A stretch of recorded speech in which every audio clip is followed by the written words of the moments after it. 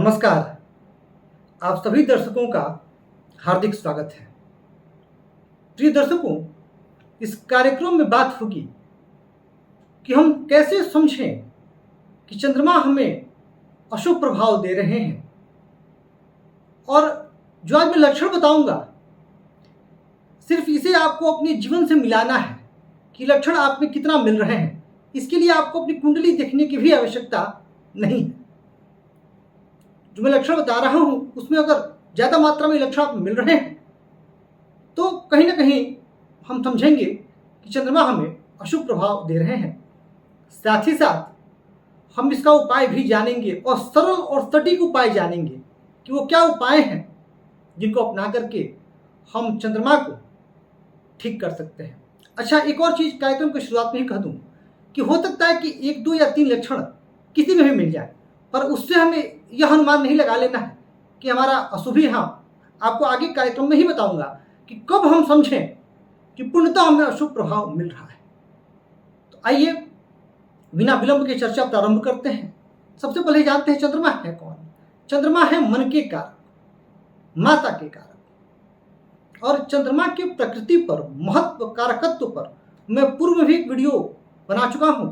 उसका लिंक भी मैं डिस्क्रिप्शन में शेयर कर दूंगा, जिससे कि आप लोग चंद्रमा की प्रकृति को समझ लें। क्योंकि यह जो आज का विषय है, आज का कार्यक्रम है, यह पूर्ण रूप से लक्षणों का है। तो अब बिना विलंब किए हम उन लक्षणों पर चलते हैं जिनसे हम यह पता लगा पाए कि चंद्रमा हमें क्या प्रभाव दे रहा है। तो देखिए, अगर किसी व्यक्ति के अंदर बहुत ज्यादा मानसिक चिंताएं हैं तो कहीं ना कहीं चंद्रमा का यह अशुभ प्रभाव है।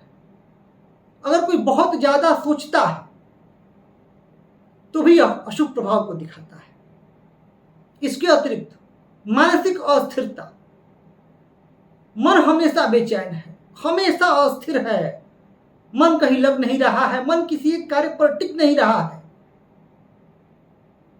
तो भी कहीं ना कहीं यह संकेत है कि जन्म कुंडली में चंद्रमा पाप पीड़ित है, अशुभ है, पक्ष बल में कमजोर है। भावनात्मक रूप से दूसरों पर निर्भर रहने की आदत, जी हां,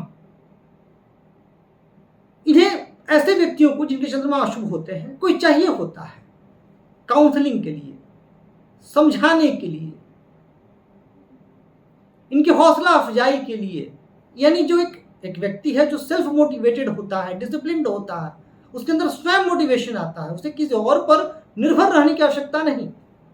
लेकिन यदि चंद्रमा अशुभ है तो कहीं ना कहीं ऐसे व्यक्ति दूसरों पर निर्भर रहते हैं मार्गदर्शन के लिए और हौसला अफजाई के लिए, कि कोई इन्हें पुश करने के लिए चाहिए जिससे ये अपने जीवन में आगे बढ़े।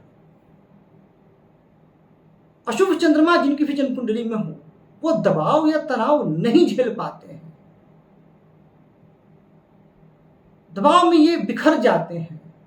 कुछ व्यक्ति ऐसे होते हैं जो दबाव में निखरते हैं, पर जिनके चंद्रमा अशुभ हो वह दबाव में बिखरते हैं, तनाव नहीं झेल पाते हैं। थोड़ी सी भी कोई चीज हो गई या थोड़ा सा भी जो थोड़ी सी परिस्थिति अगर इनकी प्रतिकूल हुई तो ये चिंतित हो उठेंगे, परेशान हो उठेंगे, भावुक हो उठेंगे। ऐसे जातक बहुत ज्यादा भावुक होते हैं, बहुत ज्यादा सेंसिटिव होते हैं। अगर कोई व्यक्ति है जो बहुत ज्यादा भावना में बहता है, बहुत ज्यादा सेंसिटिव है, तो भी कहीं ना कहीं चंद्रमा का अशुभ फल मिल रहा है। जिनकी भी कुंडली में चंद्रमा अशुभ स्थिति में होते हैं वह अन्य व्यक्तियों से उस तरह का संबंध नहीं निभा पाते। हाँ, ये बात और है, जो होते कहते किसी को मित्र जल्दी बना ले, किसी पर जल्दी विश्वास कर ले, परंतु वह संबंध स्थायी नहीं हो पाता, लंबे समय तक नहीं चल पाता। अगर किसी का व्यवहार बहुत मूडी है और बहुत जल्दी जल्दी अपने निर्णय बदलता है, कभी कुछ और सोचेगा, कभी कुछ और सोचेगा, तो फिर उस परिस्थिति में भी कहीं ना कहीं चंद्रमा का जो अशुभ फल है वह दृष्टिगोचर होता है। अशुभ चंद्रमा जिनकी भी जन्म कुंडली में हो, पीड़ित हो, ऐसी स्थिति में जातक कि माता जी के जीवन में कोई ना कोई कष्ट बना रहता है। अब यदि कोई व्यक्ति है जिसकी माता जी के जीवन में कष्ट हो, या फिर जातक का स्वयं का अपने माता से संबंध मधुर नहीं रह पा रहा है, प्रेम होते हुए भी वाद विवाद बहुत ज्यादा हो रहा है, या माता जी को कोई स्वास्थ्य संबंधित परेशानी है, तो भी कहीं ना कहीं समझना चाहिए कि चंद्रमा अशुभ प्रभाव में है और चंद्रमा का जो अशुभ फल है वह परिलक्षित हो रहा है। निराशावादिता ऐसे जातकों पर बहुत ज्यादा हावी रहती है। अब जो भी जातक जीवन के सकारात्मक पक्ष को ना देख करके नकारात्मक पक्ष को देखते हो, उन्हें मानना चाहिए कि चंद्रमा कहीं ना कहीं अशुभ फल जन्म कुंडली में दे रहे हैं। अस्पष्ट मानसिक स्थिति, द्वंद्व की स्थिति, भ्रम की स्थिति, संशय की स्थिति, वैचारिक अस्थिरता, निर्णय की अक्षमता अर्थात निर्णय ना ले पाना, हमेशा एक द्वंद्व में बना रहना, क्या करूं क्या ना करूं की स्थिति अगर बनी हुई है, तो यह भी कहीं ना कहीं दर्शाता है कि चंद्रमा जन्म कुंडली में अशुभ है, अशुभ प्रभाव दे रहे हैं। मैंने यह भी अक्सर देखा है कि जो लोग नशे की लत में जल्दी पड़ जाते हैं, उनकी भी कुंडली में चंद्रमा की स्थिति अशुभ होती है, और यह एक लक्षण है, यह बताता है कि कहीं ना कहीं चंद्रमा कमजोर स्थिति में है। तो अगर कोई जातक नशे की गिरफ्त में है, नशे की लत को छोड़ नहीं पा रहा है, या नशे में ही आनंद ढूंढता हो, तो कहीं ना कहीं चंद्रमा अशुभ प्रभाव में है। एकाग्रता की कमी, अगर चंद्रमा पीड़ित है तो कहीं ना कहीं जातक का जो कंसंट्रेशन लेवल है वह उस स्तर का नहीं रह पाता, कंसंट्रेशन की कमी। और अगर किसी के भी जीवन में किसी भी चीज पर वो फोकस नहीं कर पा रहा है, एकाग्र नहीं हो पा रहा है, तो यह दर्शाता है कि चंद्रमा अशुभ स्थिति में है। अशुभ चंद्रमा की स्थिति में जातक कई बार डिप्रेशन में चले जाना, तनाव बहुत ज्यादा हो जाना, यह भी एक लक्षण है। अगर कोई जातक है जो बहुत ज्यादा कम बोलता हो, एकांत में रहना चाहता हो और अपने ही ख्यालों में खोया हुआ हो, तो भी कहीं ना कहीं यह दर्शाता है कि चंद्रमा का अशुभ प्रभाव जीवन में मिल रहा है। देखिए, चंद्रमा मन के कारक है, और कहा जाता है कि मन के हारे हार है, मन के जीते जीत। तो जिसने मन को अपने वश में कर लिया, हालांकि बहुत मुश्किल है अपने वश में करना, परंतु जिसने नियंत्रित कर लिया, नियंत्रण एक अच्छा शब्द होगा यहां, जिसने नियंत्रित कर लिया, खुद को डिसिप्लिन कर लिया, तो फिर अच्छा प्रभाव मिलता है। पर जिनकी जन्म कुंडली में अशुभ होते हैं उनके लिए बहुत मुश्किल होता है, और वहीं जिनके शुभ होते हैं वो बड़े शांत सौम्य और किसी भी परिस्थिति से घबराते नहीं हैं। वहीं अशुभ चंद्रमा वाले जातक जल्दी घबरा जाएंगे, सोचने लगेंगे। अगर आपके साथ वैसा होता है कि किसी ने कोई बात कह दी, आपके दिल को ठेस लग गई और लंबे समय तक आप उसी विचारों के मंथन में हैं, उससे बाहर नहीं निकल पा रहे हैं, तो यह इस बात का इशारा है कि चंद्रमा कुंडली में अशुभ फल दे रहे हैं, अशुभ प्रभाव दे रहे हैं। उपाय आवश्यक है, उपाय पर आगे बात भी करूंगा।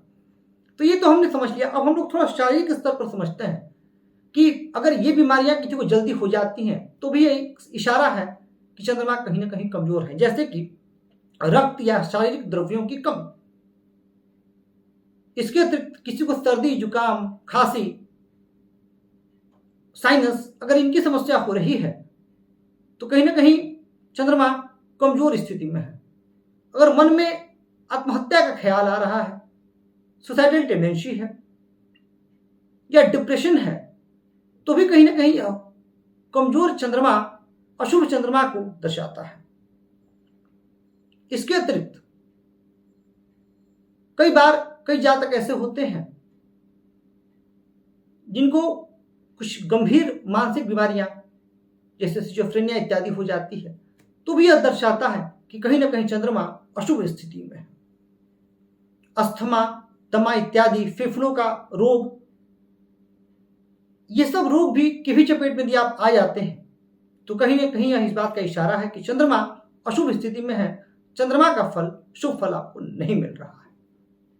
तो ये कुछ सामान्य चीजें हैं, कुछ लक्षण हैं, व्यक्तित्व से शरीर से संबंधित, जो कि अगर किसी व्यक्ति में है तो कहीं ना कहीं चंद्रमा अशुभ प्रभाव में है। अब जैसा कि मैंने कहा था कि बहुत लोग ऐसे होंगे जिनके अंदर ये 1-2 लक्षण मिल जाए या 3 लक्षण मिल जाए, तो उससे आपको घबराना नहीं है। 1, 2, 3 तो किसी में मिल सकते हैं, परंतु आपको ये देखना है कि मैंने जो भी पॉइंट्स बताए, अब 10-12 जो भी मन में आता है कि मैं बोलता गया, अब 10-12 पॉइंट जो भी हो, उसमें से अगर 60-70% से ज्यादा या 60-70% भी आपसे मिल रहा है, आपके व्यक्तित्व से या आपकी शारीरिक स्थिति से या भावनात्मक स्थिति से यह बातें मेल खा रही हैं, तो आप समझ लीजिए कि चंद्रमा जन्म कुंडली में अशुभ है। इसके लिए आपको अपनी कुंडली देखनी ही नहीं है। आप मान लीजिए, अगर आप अपनी जन्म पत्रिका खोल के देखेंगे भी तो कहीं ना कहीं आपको दिख जाएगा कि चंद्रमा नीच के हैं, या चंद्रमा पर पाप ग्रहों का प्रभाव है, या चंद्रमा पक्ष बल से हीन है। तो फिर आपको जो मैं आगे उपाय बता रहा हूं, चंद्रमा से संबंधित वो उपाय करने चाहिए। अब चंद्रमा के लिए उपाय क्या करें हम, क्या उपाय होना चाहिए चंद्रमा के लिए? तो देखिए, जो सबसे सटीक और सबसे अच्छा उपाय है वह है भगवान शिव की शरण में जाना। आपको प्रतिदिन 108 बार ओम नमः शिवाय भगवान शिव के इस अद्भुत मंत्र का जप करना चाहिए। और जैसा कि मैंने पहले ही बताया कि मंत्र जप के साथ साथ आपको जब मंत्र पूरा हो तो जिस आसन पर आपने जप किया है 5 मिनट आंख बंद करके भोलेनाथ के स्वरूप का ध्यान करना है, ताकि मंत्र जप में जो अपनी जो ऊर्जा है उस ऊर्जा को आप महसूस कर सकें। इसके अतिरिक्त ओम सोम सोमाय नमः आप इस मंत्र का भी 108 बार जप करें, और संभव हो तो रुद्राभिषेक करें या किसी योग्य पंडित ब्राह्मण से करवाएं। खुद करेंगे तो ज्यादा लाभ होगा। अपनी माता जी का चरण स्पर्श करें प्रतिदिन, उनसे आशीर्वाद लें और यथासंभव प्रयास करें कि आपकी किसी बात से उनके हृदय को ठेस न पहुंचे। हालांकि माता बड़ी दयालु होती हैं और वो बच्चों की किसी भी गलती को नजरअंदाज कर देती है, फिर भी प्रयास होना चाहिए कि उनके हृदय को ठेस ना पहुंचे, वो दुखी ना हो। सोमवार का व्रत भी रख सकते हैं, यह भी एक बड़ा कारगर उपाय है। इसके अतिरिक्त मैं हमेशा आप लोगों से कहता हूं कि स्वयं को ध्यान प्राणायाम से अवश्य जोड़ें। और देखिए, चंद्रमा जिनके कमजोर हों उनके लिए तो ध्यान और प्राणायाम अति आवश्यक है।